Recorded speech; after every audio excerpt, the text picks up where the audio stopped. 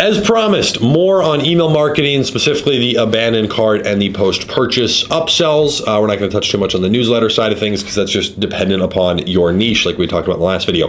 Okay, the primary app that I personally use is Klaviyo. Not being paid to say that, that's just the primary one that I use. One of my friends that runs an email marketing agency, actually two of them. I have two separate friends that run email marketing agencies for e-commerce business owners, and they both use Klaviyo. So it's something they use to manage 10 to 15 stores each, and it's just a really good app, really easy to control the flows. So the two main sequences, again, abandoned cart. These are people who they left the order. They started the checkout process, did not complete it. This is going to be 20% of people. Now, the next one beyond that is the post-purchase. So you're going to have to build this one a little bit differently because these people have already bought from you. So trying to sell them the same product that you're trying to sell to the abandoned cart flow is not going to work very well. So there's a different approach there. And again, the abandoned cart flow is meant to return visitors who are not customers. Post-purchase flow is meant to return customers who have purchased, and you can build much longer lists and sequences that are automated for months. So the cool thing is you do it once, you write the email once, and it's done forever. You can alter it, edit it, of course, along the way, but it's one of those things where, let's say every month you make it a goal to add 5 new emails into your sequence. And, so every week you have an automatic email that gets sent out to customers who have already purchased. And you look up 4 months from now, and now you have 2 years worth of automatic emails that customers automatically get dripped into. People will come back and purchase, if you're approaching it right. So those are some basics that you can do. And now let's talk about the actual flow. So the abandoned cart, the only goal, the only focus you have in your head is to turn them into a customer. That is it. Email number 1. These are 3 basic things that I like to set up. Okay, number 1, I have a reminder. So say, anywhere from 2 to 6 hours after they abandon their cart, hey, don't forget about your cart, come back, check out. That's it. I'm not offering them a car or anything crazy for free in exchange. There's no bonus. There's no anything, right? Just a simple reminder, and it works well. You're just reminding them, okay?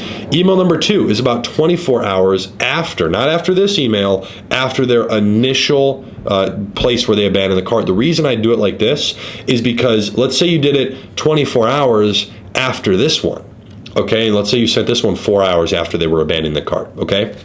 What happens when you're sending it to somebody 24 hours after this one who had originally abandoned their cart at 10:30 at night, and then they went to sleep? Okay, now you're sending it the next evening or the next morning at 3 a.m. They're asleep, and they're going to get other emails, which means you're going to get pushed down a little bit. So it's just logically thinking about the timeline process here. So I try to keep it to where I know they would be awake, just like a simple thing. I don't know how big of a difference it actually makes, but it's something that matters to me. Number 3, last chance for the discount reminder. Okay, so I'm going to remind them again, hey, last chance. And by the way, on this one, obviously, I'm offering them a discount. Something simple. Hey, here's an extra 10% off your order. Go ahead and claim it now. And then a last chance reminder. So that's 48 hours after the original abandoned cart.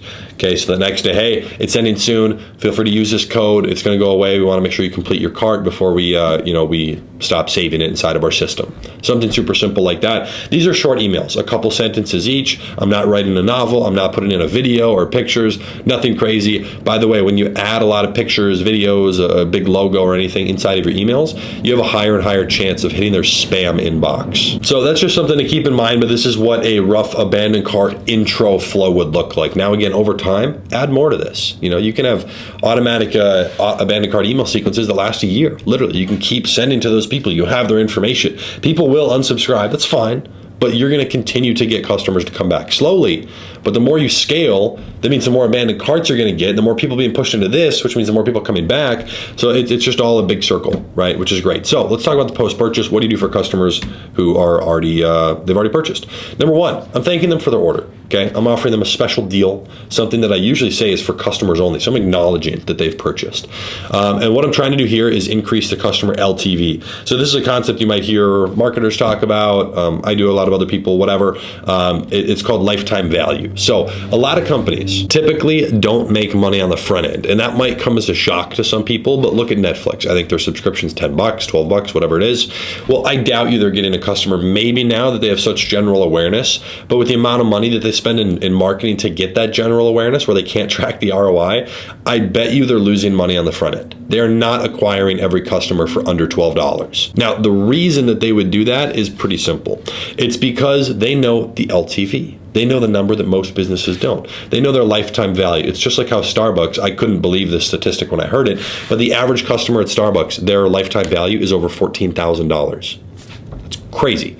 Now, with Netflix, let's say the average person stays for 7 months. I mean, it's such a cheap subscription, who's going to cancel? And they definitely know that. So they know their LTV, which means they know, hey, we have a $12 product every month, but we could spend 50 or 80 to get a customer and still be profitable.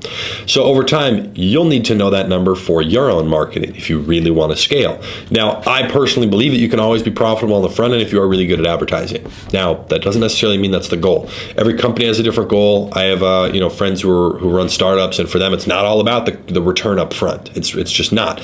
Now, again, I think you can, and I think you should be logical, be prudent, be financially responsible, of course, but this is how you can kind of increase that the customer LTV. Okay, if applicable, provide value around what they already bought. In pretty much every industry, you can provide value. Okay, so number one in here, this is after their order confirmation email. This does not include the automated email that's sent out. Okay, I like to say, hey, your order's being processed. Thank you so much for your support. We'll keep you up to date during the delivery process. Feel free to reach out if you have any questions. Now, part of this sequence, and the reason I like to reach out to customers and set up this flow, which this is usually like 24 to 48 hours after they ordered, the reason I do that, it actually minimizes the amount of support tickets you're going to get, because you're bringing up what's called an unspoken objection.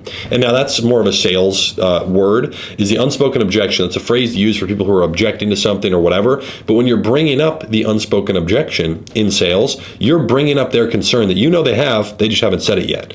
Like, they're going to say the car is too expensive.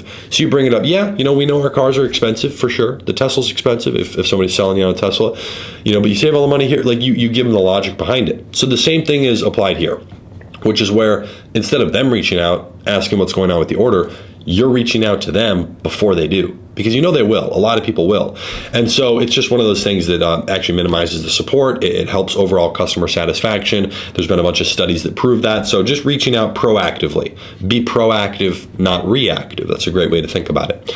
Number two, okay, this is going to be something that I do probably a week later, maybe 2 weeks.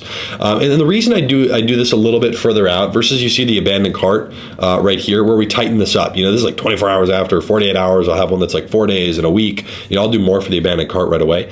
The reason that I'm tightening this up, not tightening it up, it's longer, is because usually I want them to have already gotten the product. So you kind of need to time it around this.